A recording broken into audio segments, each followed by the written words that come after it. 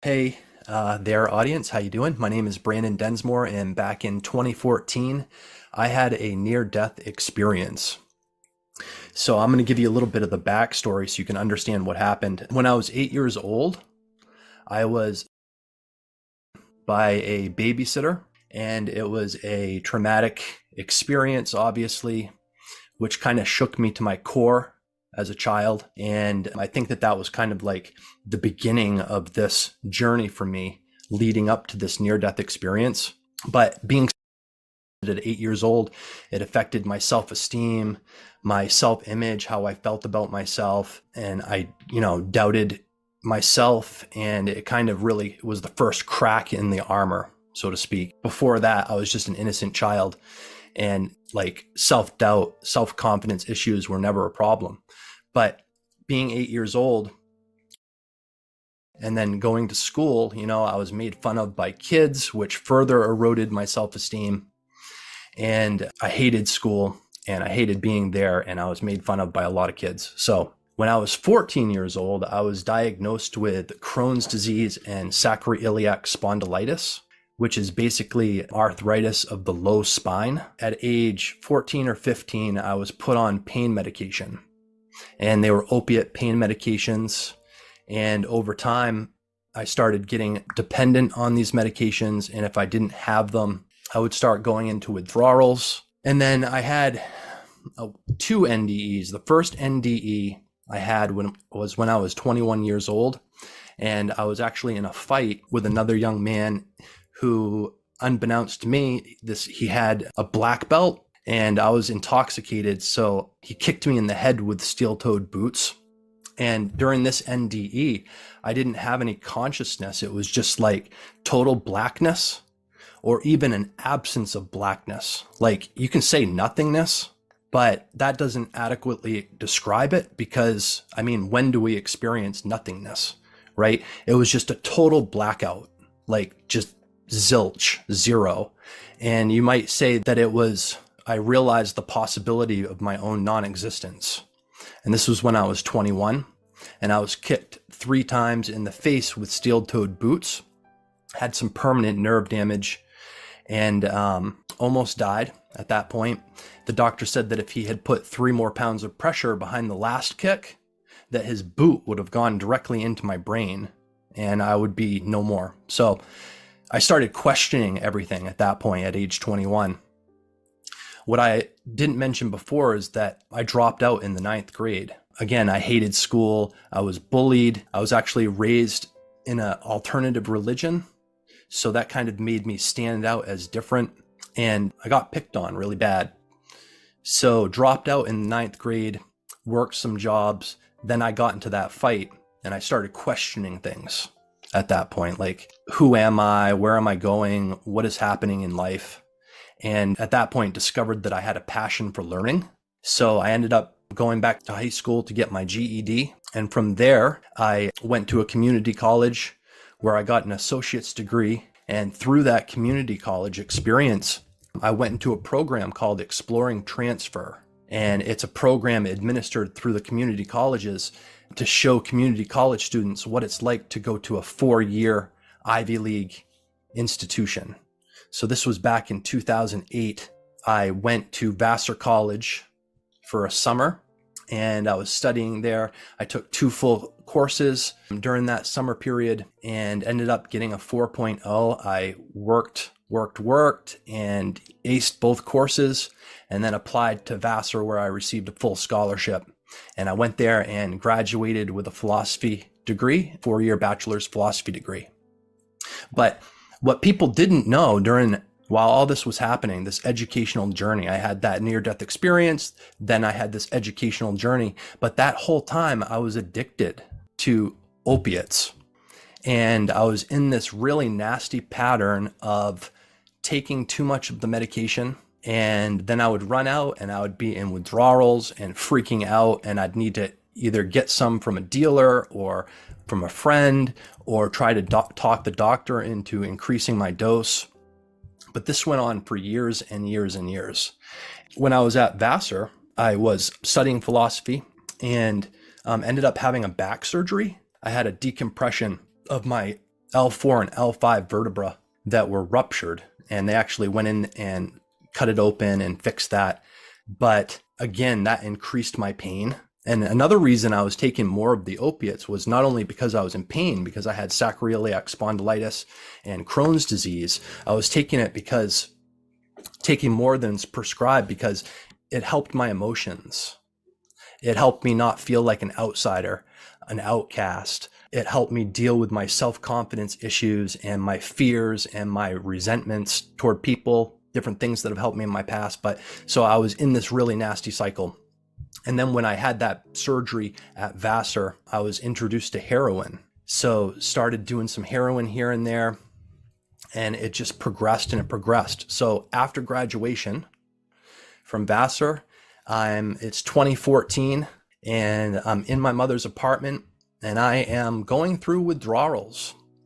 So I was on a prescription called methadone. And I don't know how many of you know what this prescription is, but it's for people who, it's a really strong narcotic painkiller, and they give it to heroin addicts who are coming off heroin. But I just had this prescribed to me for pain.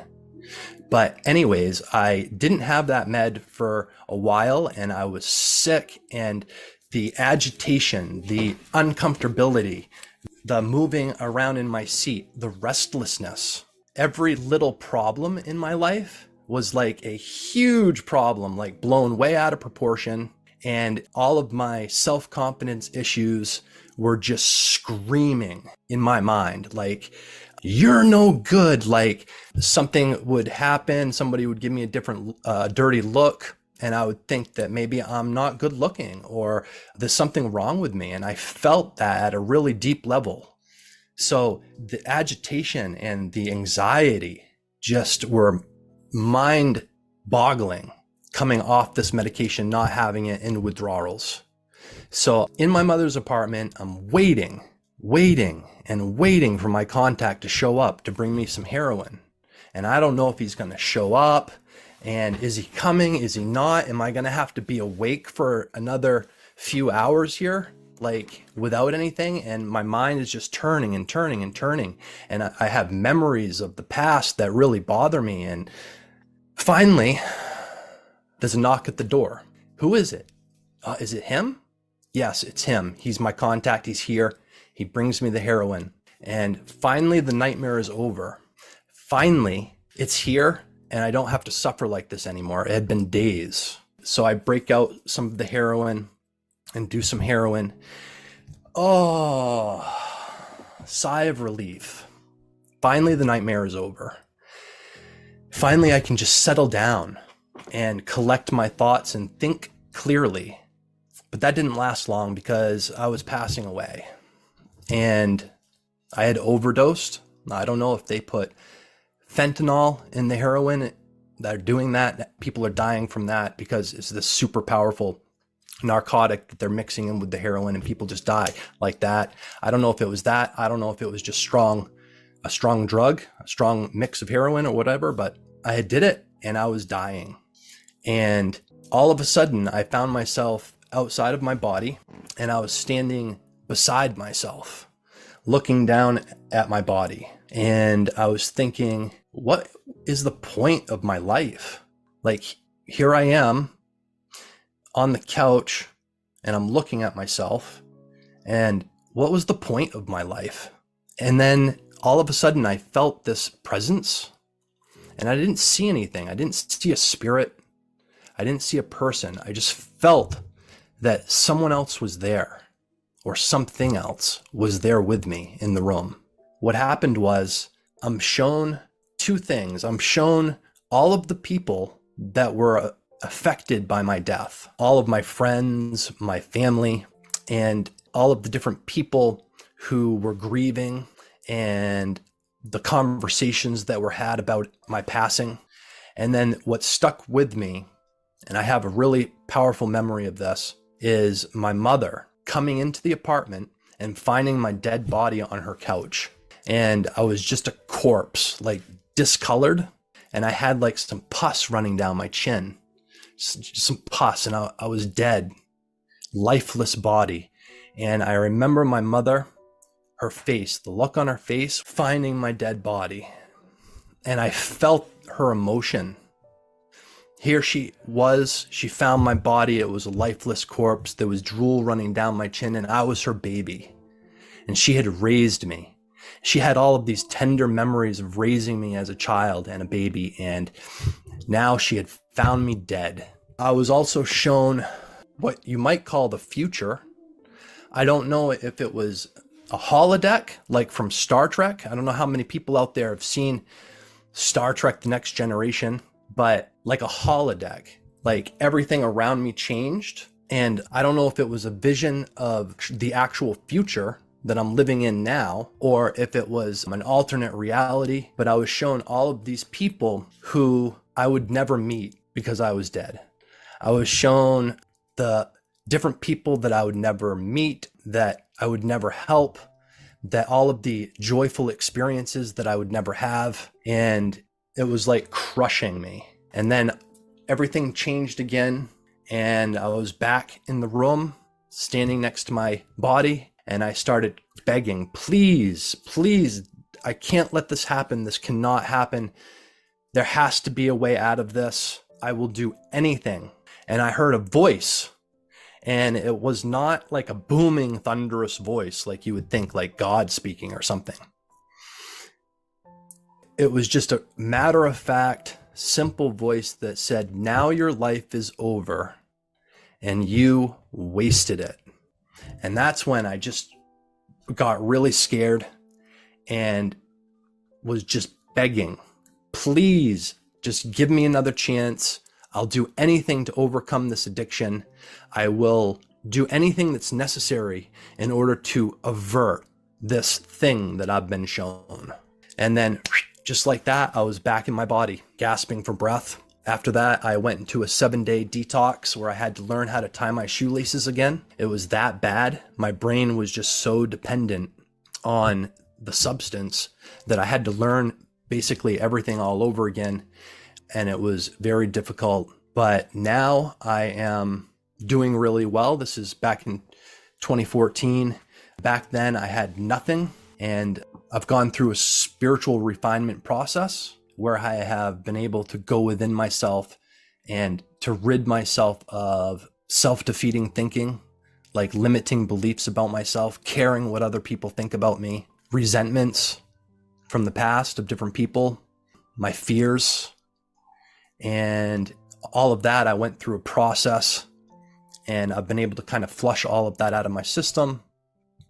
And I went from having nothing, false friends, no money in the bank, full of resentment, fear, self-doubt, to being a confident person. I have my own business now, and as a spiritual coach and business consultant, I married a wonderful woman. I bought my own house. I have a garden, like just so much more enjoyment and fulfillment in life after this. 3 months ago, I've had a baby. His name's Daniel, and he's the love of my life. And it's like happily ever after, you know? But I mean, it's not like things don't happen that bother me nowadays, but it's just a lot more relaxation, a lot more being comfortable in my own skin, and a lot of joy and a lot of peace. So that's my story.